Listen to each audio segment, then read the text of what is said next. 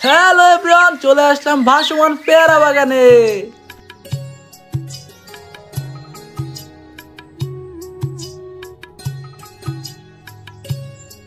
ভীমরুলি পেয়ারা বাগান ও ভাসমান পেয়ারা বাজার ঝালকাঠির ভীমরুলিতে অবস্থিত। ঝালকাঠি জেলা শহর থেকে বাস, প্রাইভেট কার, অটো সহ বিভিন্ন যানবাহনে যাওয়া যায়।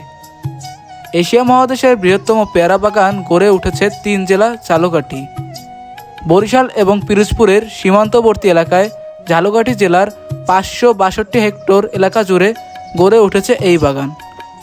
পেয়ারা চাষের সাথে এই জেলার প্রায় 1530 জন কৃষক জড়িত এবং বার্ষিক পেয়ারা উৎপাদন 6355 মেট্রিক টন।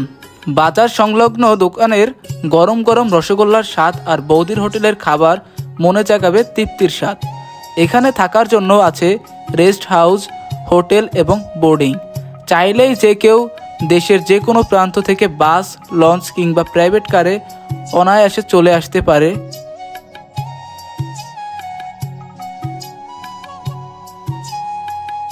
আপনারা যদি ঢাকা থেকে আসতে চান তাহলে আপনারা খুব সহজে আসতে পারবেন, কারণ ঢাকা থেকে বরিশালের লঞ্চ আছে।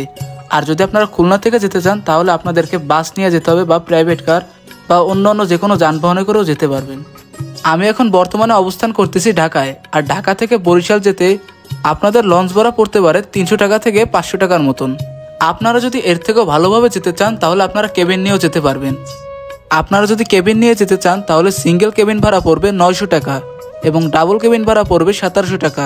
বরিশাল লঞ্চঘাট থেকে অটো বা রিক্সায় চৌরাস্তা এসে বাসে করে স্বরূপকাঠি লঞ্চঘাট পর্যন্ত 50 টাকা ভাড়া লাগবে।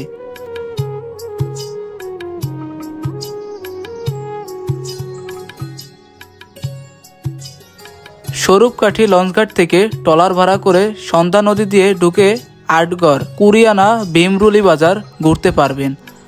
দরদাম করে নিলে ট্রলার ভেদে 1000 থেকে 1500 টাকা লাগবে, অথবা স্বরূপকাঠি লঞ্চঘাট থেকে 20 টাকা অটো ভাড়ায় কুরিয়ানা বাজার এসে 200 থেকে 300 টাকায় নৌকা বা ট্রলার ভাড়া করে কুরিয়ানার আশেপাশের বাজার আর ক্যানেল ঘুরতে পারবেন। তবে ভীমরুলি গেলে ভাড়া আরও বেশি লাগবে। এছাড়া রাস্তা ভালো থাকলে অটোতে করে আটঘর, কুরিয়ানা এবং ভীমরুলি বাজার ঘুরতে পারবেন। আমরা শুধুমাত্র ভাসমান পেয়ারা বাগান এবং ভাসমান পেয়ারা বাজার দেখব, তার জন্য আমরা চলে আসলাম ভীমরুলিতে। তো এখন আমরা এখান থেকে ছোট নৌকা ভাড়া করে নেব এবং নিয়ে আমরা যাব হচ্ছিল সেই পেয়ারা বাগানের ভিতরে।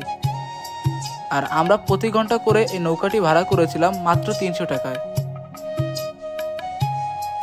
অবশেষে আমাদের নৌকাটা রওনা দিল পেয়ারা বাগানের উদ্দেশ্যে। আর আমরা যাব হচ্ছে রিয়ান পেয়ারা পার্ক।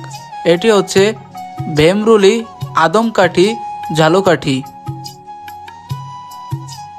আপনারা যদি এইখানে এসে নিজ চোখে সরাসরি না দেখেন তাহলে আপনারা এই প্রকৃতির মনোমুগ্ধকর দৃশ্য দেখে কখনোই বুঝতে পারবেন না যে কত সুন্দর। এখানে প্রতিনিয়ত অনেক পরিমাণের পর্যটক আসে এবং তারা এই পেয়ারা বাগান ঘোরে এবং উপভোগ করে এই প্রকৃতির সৌন্দর্য।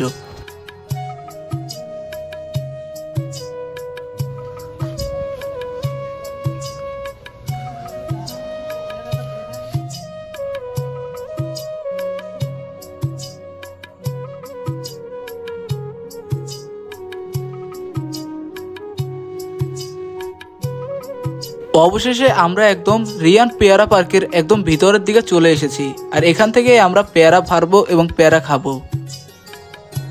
এর ভিতরের দিকে যেতেই দেখলাম যে ডিঙি নৌকা নিয়ে কিছু লোক পেয়ারা পারছে। এরা সম্ভবত ভাসমান পেয়ারা বাজার ভীমরুলির 3 মোড়ের ওইখানে পেয়ারা বিক্রি করে। হঠাৎ খেয়াল করে দেখলাম পেয়ারা বাগানের ভিতরে আবার আমড়ার গাছও আছে। আর আপনারা যারা এই পেয়ারা বাগান ঘুরতে আসবেন তারা কিন্তু এই পার্কের ভিতরে ঢুকলে অনেক পরিমাণের পেয়ারা খেতে পারবেন। যত খুশি আপনারা পেয়ারা খেতে পারবেন, কোনো নিষেধ নেই। আর আপনারা যদি এইখান থেকে পেয়ারা বাসার উদ্দেশ্যে নিতে চান তাহলে আপনাদেরকে কেজি দরে বা মন হিসাবে আপনাদেরকে কিনে নিতে হবে। আপনারা যদি জলদি জলদি পেয়ারা বাগানে যেয়ে ঘুরে না আসেন তাহলে পরে কিন্তু যে আবার পেয়ারা পাবেন না, কারণ পেয়ারা সিজন এখনই, পরে গেলে পেয়ারা সিজনও থাকবে না, পেয়ারাও থাকবে না।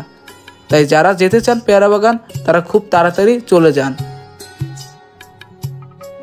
বরিশালের মধ্যে যদি কোনো দর্শনীয় স্থান হয়ে থাকে আর আপনাদের পরিচিত স্থান হয় তাহলে অবশ্যই আমার কমেন্টস বক্সে জানাবেন। তাহলে আমি পরবর্তী ভিডিওটি ওইখানে যে করার চেষ্টা করব। তো সবাই ভালো থাকবেন, আল্লাহ হাফেজ। Freaky girl under the sheets, cool. Your love when things start slowing down. I know you got me, baby.